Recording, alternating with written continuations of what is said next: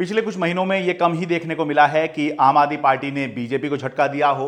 Trend यही देखा जा रहा है कि पिछले कुछ महीनों से ज्यादातर बीजेपी ही आम आदमी पार्टी को झटके देती आ रही है। लेकिन आज जो खबर है वो कुछ ऐसी है कि आम आदमी पार्टी ने बीजेपी को झटका दे दिया है। आपको याद होगा कि बीते रविवार बीजेपी ने आम आदमी पार्टी के 5 पार्षद तोड़कर अपनी पार्टी में ज्वाइन करवा लिए थे। आम आदमी पार्टी ने उनमें से एक पार्षद को वापस तोड़कर अपनी पार्टी में ज्वाइन करवा लिया है। बीते रविवार को बीजेपी ने दिल्ली के बवाना के शाहबाद डेयरी के आम आदमी पार्टी के पार्षद रामचंद्र को अपनी पार्टी में ज्वाइन करवा लिया था।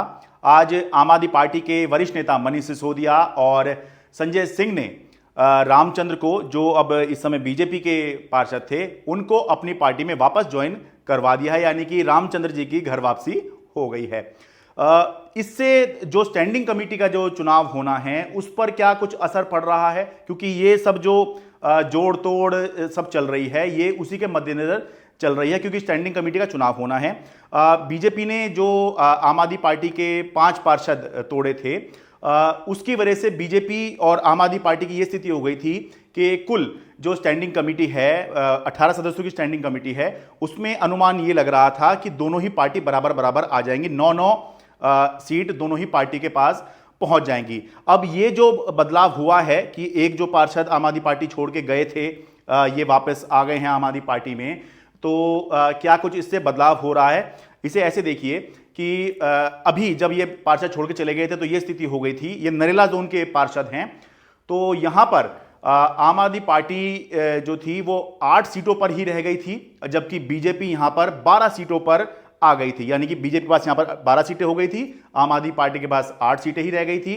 तो ये जो है सीट बीजेपी जीत रही थी। सीट ये अभी भी बीजेपी ही जीत रही है। फर्क इतना पड़ा है कि अब यहां पर जो 12 और 8 यानी बीजेपी 12 और आम आदमी पार्टी 8 का जो आंकड़ा था वो अब 9-11 पर पहुंच गया है। आम आदमी पार्टी 9 सीटों पर आ गई है यहां पर, और बीजेपी 1 सीट घटकर 11 पर आ गई है। तो जो बड़ी तस्वीर है वो इससे नहीं बदल रही है, लेकिन आम आदमी पार्टी के लिए बड़ी बात है। आमतौर पर हम ये देखते हैं कि बीजेपी ही झटके देती हुई दिखाई देती है। बीजेपी आम आदमी पार्टी छोड़कर ही, चाहे वो पार्षद हों, चाहे वो विधायक हों, चाहे वो सांसद हों, वो ज़्यादातर दिखाई देते हैं कि आम आदमी पार्टी छोड़कर बीजेपी जा रहे हैं। लेकिन ये बहुत ही कम दिखाई देता है कि बीजेपी छोड़कर जो है पार्षद या कोई नेता आम आदमी पार्टी आ रहा हो। पिछले कुछ महीनों में खासतौर से मैं बात कर रहा हूं, तो उस लिहाज से ये आम आदमी पार्टी के लिए मनोबल के तौर पर ये एक बड़ी बात कही जा सकती है। लेकिन जो बड़ी तस्वीर है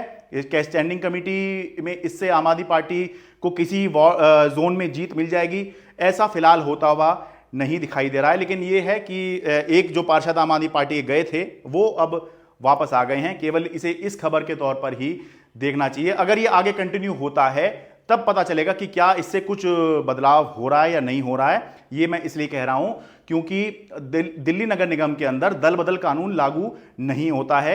इसलिए कोई घोषित तौर पर किसी पार्टी को छोड़कर चला जाए या पार्टी बदल ले, या अघोषित या फिर कुछ भी घोषित ना करे और अपने मन से किसी को भी वो वोट दे दे, तो ये पता नहीं चल पाता है कि कौन व्यक्ति जो है किस तरफ वोट दे रहा है, क्योंकि ना तो दल बदल कानून लागू होता है और ना ही अगर आप किसी दूसरी पार्टी को वोट दे रहे हैं तो वो कभी पता चल पाता है, क्योंकि सीक्रेट वोटिंग एमसीडी के अंदर होती है। दिल्ली से अपने कैमरा सहयोगी शिव कुमार तिवारी के साथ मैं शरद शर्मा, एनडीटीवी इंडिया।